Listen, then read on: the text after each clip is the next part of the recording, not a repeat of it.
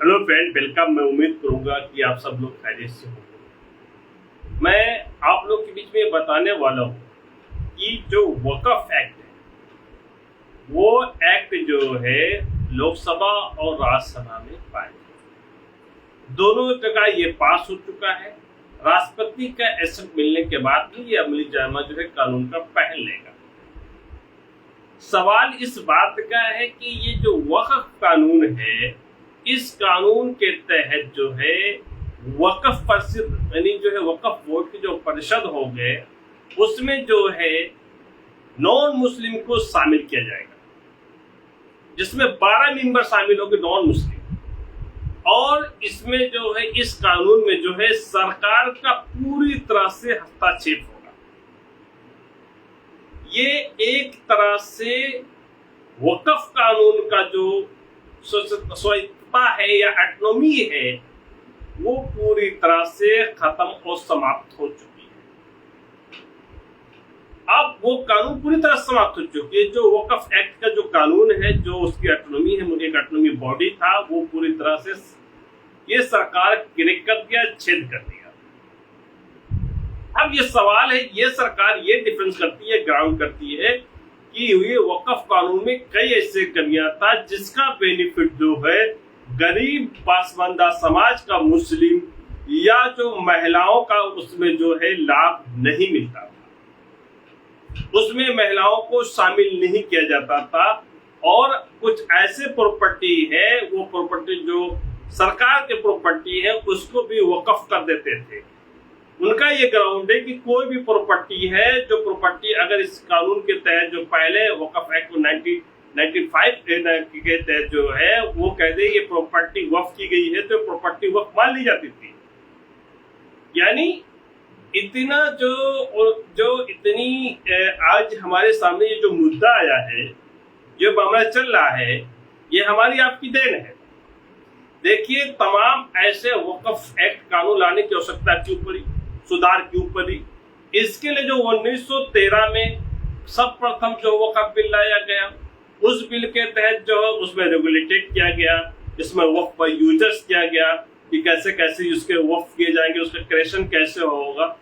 और कोई भी प्रॉपर्टी, चाहे वो प्रॉपर्टी मूवेबल हो या इमूवेबल हो, तो वो प्रॉपर्टी को कोई भी बैंक, कॉम्पिटेंट बैंक जो है अपनी प्रॉपर्टी को रिलीजियस पर्पज के लिए, चाहे वो मस्जिद हो, दरगाह हो, खानकाह हो, इत्यादि पर्पज के लिए वो जो है वक़्फ़ कर सकता था।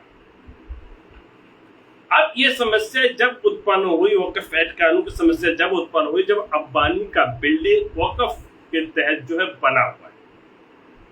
अब उसकी टाइटल को लेकर सवाल जब फंसा, तो टाइटल को लेकर सवाल हुआ तो अंबानी को डायरेक्ट टाइटल मिल नहीं रही। तो टाइटल मिल नहीं रही थी, तो ये देश भर का जो ये सिस्टम है वो अंबानी बिजनेस का परिवार वो पूरी तरह से जो है हायर किए।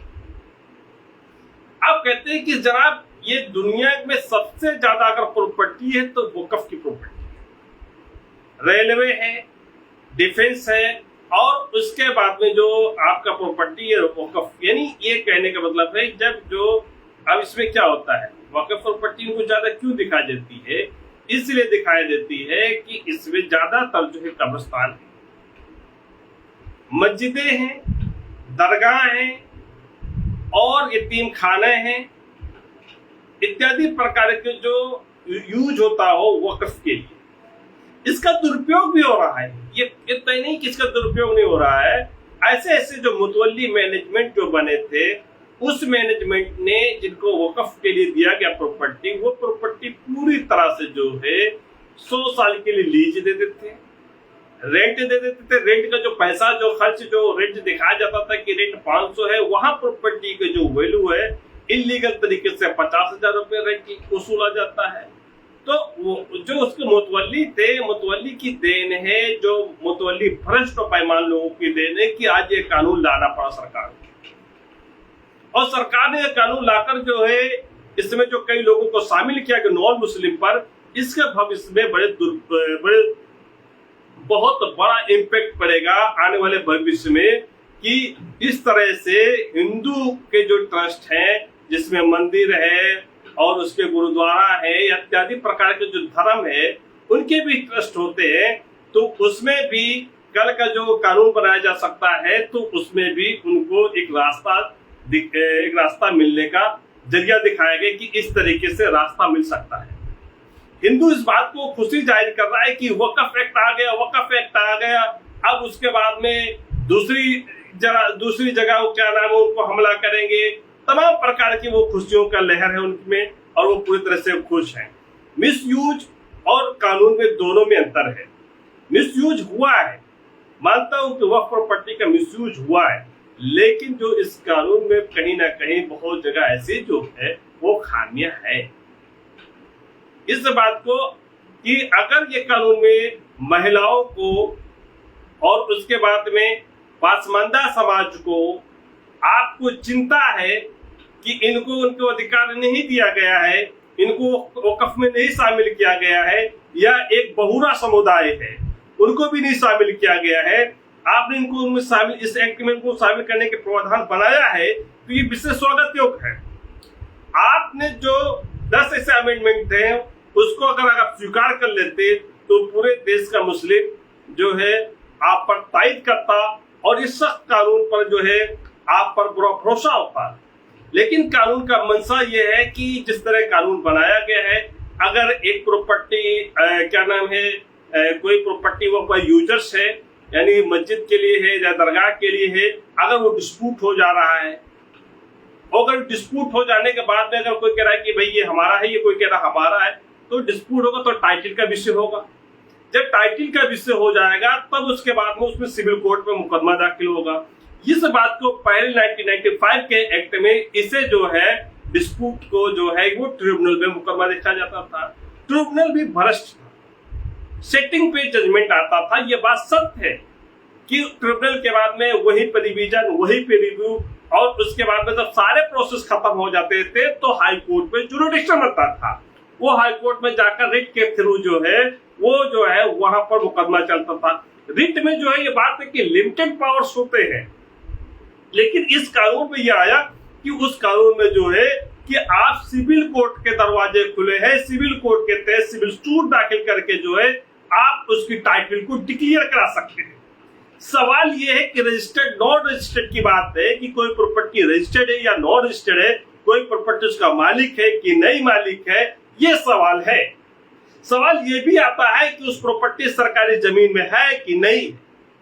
सरकार का मंशा ये भी स्पष्ट है कि वक्फ बोर्ड की प्रॉपर्टी को उसको सरकारी घोषित करने के बाद में परिषद में जो उनकी बहुमत स्थापित करने के बाद में वो पूरी तरह से जो है उस संपत्ति को हड़पने में कोई कोर कसर नहीं रखेगी। सरकार भी हड़पेगी, वक्फ प्रॉपर्टी का, वक्फ कानून का दुरुपयोग करेगी। ये तय बात है कि कह रही कि हम कसौटी कसेंगे, भाई उस बात को स्वागत होगी कि भ्रष्ट के खिलाफ जो है कार्रवाई होनी चाहिए। ऐसे जो मौलाना जो ऐसे मुतवल्ली है वो लोग अगर वक्फ में चोरी की है उनको सजा मिलनी चाहिए, लेकिन आपने सजा क्या बना दिया? बेलेबल बना दिया। जहां नॉन बेलेबल था आपने बेलेबल कर दिया। इस कानून के तहत वो बेल करा लेगा। जो प्रॉपर्टी जिसके कब्जे में है अगर वो 10 साल तक मुकदमा लड़ेगा तो वो जो है एडवर्स पोजीशन के तहत उसका प्रॉपर्टी हो जाएगा। बेईमान भ्रष्ट को आपने रास्ता इस कानून के तहत छोड़ा, इस कानून के तहत उनको एक रास्ता मिल गया। इसके मतलब है कि जो प्रॉपर्टी सरकार के कब्जे में है, अभी तक जो प्रॉपर्टी सरकार के कब्जे में है वो वक्फ की प्रॉपर्टी है, इसके मतलब वो प्रॉपर्टी सरकार की। तो ना सरकार भी पारदर्शिता सही से और ना ये कानून की पारदर्शिता सही से। अब ये बात ये आती है कि क्या वक्फ कानून में जो है मुसलमान भयभीत है कि क्या मुसलमान की पूरी तरह से ऑटोनॉमी चली गई है? ऐसा नहीं है। ये वक्फ जो कोई भी मुसलमान करेगा वो कॉम्पिटेंट व्यक्ति करेगा। अब बात आती है कि कोई लैंड होता है, कोई रेवेन्यू होता है, कोई सरकारी है कि नहीं है, वो प्रॉपर्टी सरकारी है नहीं कहीं, अब डीएम तय करेगा। ये बात तो सही है, मैं इस बात को तायद करता हूं कि ये प्रॉपर्टी जो है वक्फ की जो है वेरिफिकेशन डीएम के, लेकिन लिमिटेशन होना चाहिए कि भैया इतने दिन में प्रॉपर्टी हम जो है क्या नाम है डिक्लेयर करते हैं। पहले वक्फ के लोग जो आते थे सर्वे करने के बाद में हाँ हो गए, प्रॉपर्टी वेरिफिकेशन हो गया। तो इस तरह से इस कानून में कई खामियां भी है, कई भी सुधार हो सकता है। इवन सरकार में आपके पास जो है ज्यादा मेंबर है, आपको जो है टीडीपी, जेडीयू और आरएलडी और उसके बाद एलजेपी, तमाम ऐसे सहयोगी दल का आपको जो है समर्थन मिला इस बिल पर, और ये बिल पूरी तौर पर जो है कानून बनने वाला है। अब इसमें बात है कि गैर मुसलमानों की इसमें भागीदारी की गई इस बिल में, कि गैर मुस्लिम जो होंगे उनको भागीदारी होगी। अब इसमें कहीं ना कहीं सवाल छुपता है, नॉन मुस्लिम में दलित भी आ सकता है, जैन भी आ सकता है, ओबीसी समाज आ सकता है, और उसके बाद में कोई भी समाज आ सकता है, वो बौद्धिस्ट भी आ सकता है, क्रिश्चियन भी आ सकता है। तो सरकारें समय समय पर जो परिवर्तन होता है, इसीलिए डॉक्टर भीमराव अम्बेडकर ने कहा था कि हमने ये संविधान तो बहुत अच्छा बनाया है, बहुत बढ़िया है, बहुत बेहतरीन है, लेकिन ये संविधान जो है भ्रष्ट व्यक्तियों के हाथ में चली जाएगी तो ये संविधान जो है पूरा भ्रष्ट दिखने लगेगा। इसी की बात है, ये वह कानून बनाया गया है, अगर ये वह कानून जो है पूरी तरह से बेईमानों के हाथ में चली जाएगी तो पूरी की पूरी कानून बेईमानों के पक्ष में हो जाएगी। आज ये बात करते हैं कि जो है संपत्ति की सुरक्षा की बात की थी, ये संपत्ति कैसे इसकी सुरक्षा होगी, कैसे गाइडलाइन होगी। देखिए, कोई भी प्रॉपर्टी होगी तो वक्फ की जो प्रॉपर्टी अगर करने वाला व्यक्ति जो है उसका रजिस्ट्रेशन होगा, वो कॉम्पिटेंट होगा, उसके नाम पे प्रॉपर्टी है, वो जाके जो है वक्फ कर देता। अब वो लोग कहते हैं वक्फ क्या होता है? वक्फ वो होता है जो प्रॉपर्टी कोई व्यक्ति जो है अपने जो उसको प्रॉपर्टी जायज तरीके से उसे जो है अल्लाह के नाम पे वक्फ कर देता, और उसका वो कोई मालिक नहीं होता है, ना वो फैमिली के मेंबर उसको क्लेम कर सकते हैं, ना कोई कर सकता है, वो अल्लाह के नाम पे चली जाती है। अब ये बात ये आती है कि भाई जो है इसमें पारदर्शिता या भ्रष्टाचार की बात करें तो सरकार का जो दावा है कि हम जो है संशोधन किए हैं, भ्रष्टाचार थमेगा, पूरी तरह पारदर्शिता होगा, इसमें कई प्रकार की जो कठिनाइयां थी हमने उससे जो है निकाला है, और उसके बाद में पूरी तरह से निष्पक्ष होगा, जिसकी ऑडिट होगी, उसकी जांच होगी, पोर्टल पर हर प्रॉपर्टी अपलोड होगा, और अपलोड होने के बाद उसमें उसको प्रॉपर इन्वेस्टिगेट की जाएगी, वो ट्रांसपेरेंसी होगी, ये कहा गया। अब इसके बाद में है कि पूरी तरह से इस एक्ट में जो है आपने देखा होगा कि एक्ट में जो है सबसे बड़ी डिस्टर्बेंस है वक्फ बाय यूजर्स। ये इस एक्ट में वक्फ बाय यूजर्स ही खत्म कर दिया लोग, और वो यूजर्स खत्म होने के बाद में ये हुआ कि आपका जो है पूरी की पूरी तरह आपकी हाथों को कलम कर दिया गया, और मेन होता है वक्फ बाय यूजर्स, और वो वक्फ बाय यूजर्स ही खत्म कर दिया। इसलिए खत्म कर दिया गया क्योंकि जो कब्जे वाली जमीन है, जो व्यक्ति कब्जे वाली जमीन है, उनको कब्जा करने का रास्ता मिल गया, अब वो अपनी प्रॉपर्टी का दावा करेंगे। इसलिए इस कानून में ये खामियां है। कानून लाया गया, स्वागत हो गए, लेकिन कई खामियां है जिस पर जो है सरकार को सोचना चाहिए। सरकार ये कहती है कि मैं संवैधानिक आर्टिकल 15 की बात करें तो 15 के थ्रू इनके आ लेते हैं कि भाई 14 के तो हम इक्वलिटी देते हैं, 15 के फिर हम उन महिलाओं को शामिल किए जो पूरी तौर पर जो है पिछड़े हैं, जो उन महिलाओं को शामिल किया। 16 के तहत बात करें तो अब इसके बाद में अब ये 26(2) की बात करें, आर्टिकल 26(2) है, धार्मिक स्वतंत्रता है, धार्मिक जो रिलीजियस को कैसे एडमिनिस्ट्रेटेड किया जाए, उसको पूरी तरह से कैसे विस्तृत किया जाए, स्टेट किया जाए, तो उस पर कहीं न कहीं बाधा लगा है। ये अल्पसंख्यक के जो राइट्स है उस राइट्स में पूरी तरह से क्रैक किया गया है। आर्टिकल 29 है, 28 जो है, 30 है। अब इसमें बात कई तरह के कई लोग कई तरह के इस कानून यही कानून है और इसे कई तरह से तोड़ मरोड़ के पेश करेंगे। क्या ये वाकई में संवैधानिक है या गैर संवैधानिक है? देखिए, ये संवैधानिक विषय का विषय चर्चा है। ये अगर इंटरप्रिटेशन किया जाएगा, संविधान सभा के अंदर अगर इंटरप्रिटेशन किया जाएगा तो ये कानून को ये मान लिया जाएगा। हाँ, कहीं कानून को आप ये साबित कर नहीं पाएंगे कि ये धार्मिक के विरुद्ध है, धार्मिक स्वतंत्रता के खिलाफ है, या मिनोरिटी के राइट के खिलाफ है, या आर्टिकल 14 के खिलाफ है, या आर्टिकल 15 के खिलाफ है। ये साबित कर ही नहीं पाएंगे। और हाईकोर्ट इसे वैलिडिटी करार कर देगी, ये कहेगी पूरी तरह से ये कंस्टिट्यूशनल है। आप अनकंस्टिट्यूशनल डिक्लेयर नहीं करा पाएंगे।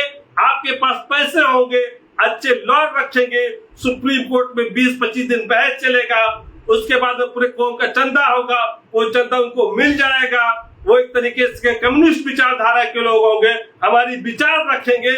और ये बात दावे के साथ कहता हूं, ये पूरी तरह से ये विधेयक, ये पूरी तरह से ये जो बिल है वो कॉन्स्टिट्यूशनल है। आप डीमेरिट पे नहीं कर सकते हैं, आपकी बातें सुनी जाएगी, आपको कानून व्याख्यान होगा, लेकिन दावे के साथ कहता हूं कि आप इसे अनकंस्टिट्यूशनल डिक्लेयर नहीं करा पाएंगे।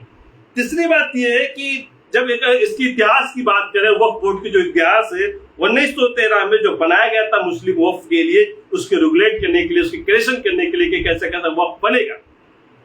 अब सवाल यह पैदा होता है कि वक्फ को सुधार हुआ है, अगर इसे हम धार्मिक प्रोस्पेक्टिव में देखे जाए, पुरानिक प्रोस्पेक्टिव में देखा जाए, प्रॉपर्टी है दखल न दे, हमारी प्रॉपर्टी कोई दखल न दे।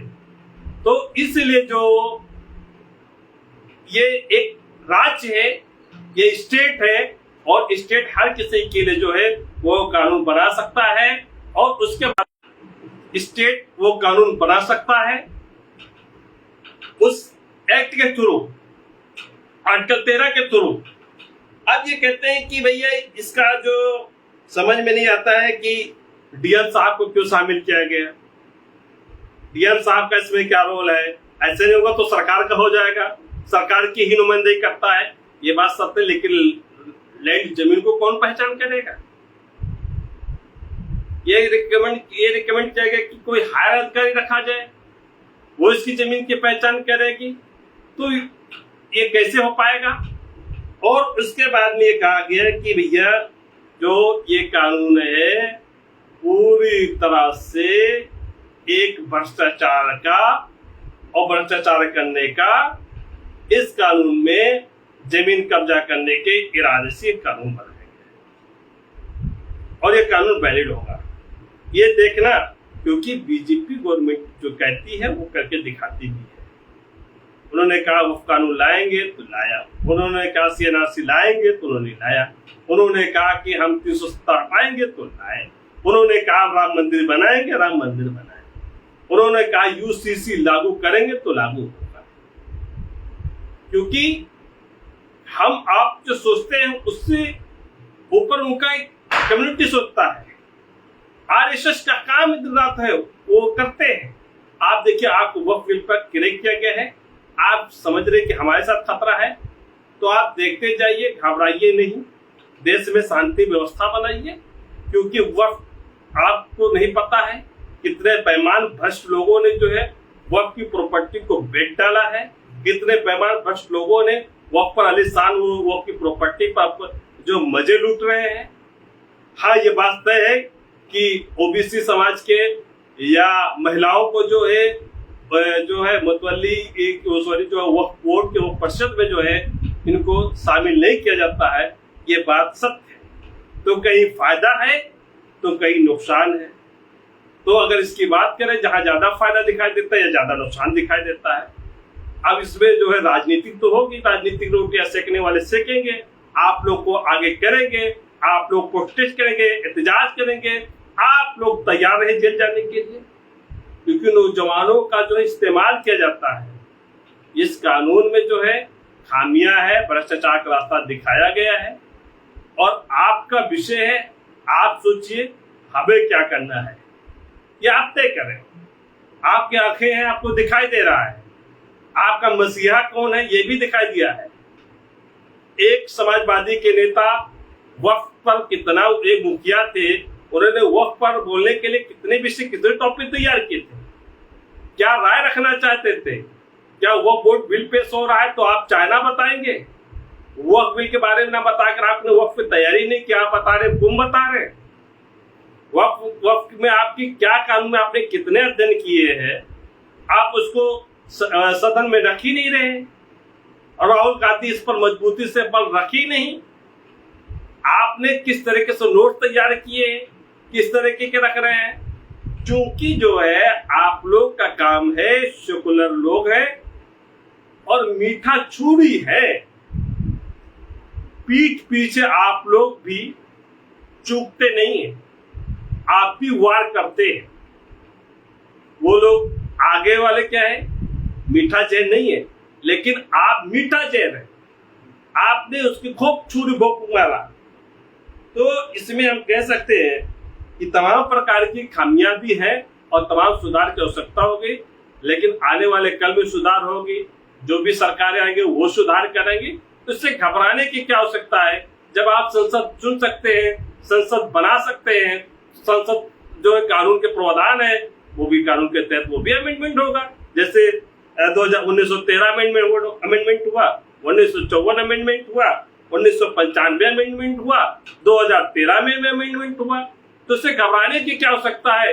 कल सरकारें आप बदलेंगे, अपनी सरकारें लाएंगे, आप भी अमेंडमेंट करा सकते हैं। क्या ये सरकारें हमेशा रहेंगी, कोई बात की गारंटी नहीं। न यहाँ तो मुगल रह पाए, न यहाँ सल्तनत रह पाए, न यहाँ अंग्रेज रह पाए, न अंग्रेज के चाहने वाले चट्टू काटता नहीं रह पाएंगे। सरकारें तो बदलती रहती है, डेमोक्रेसी है। डेमोक्रेसी को समझो और उसके साथ जो है पूरी तरह से आने वाले सही लोगों को सही पहचान करो, और ये जानो कि हमारा ये दोषी है, ये जालिम है, और जालिम के सामने कभी नहीं झुकना चाहिए। इसी के साथ मैं अपनी बातें यहीं पर विराम लगाता हूँ। Thank you, Allah Hafiz.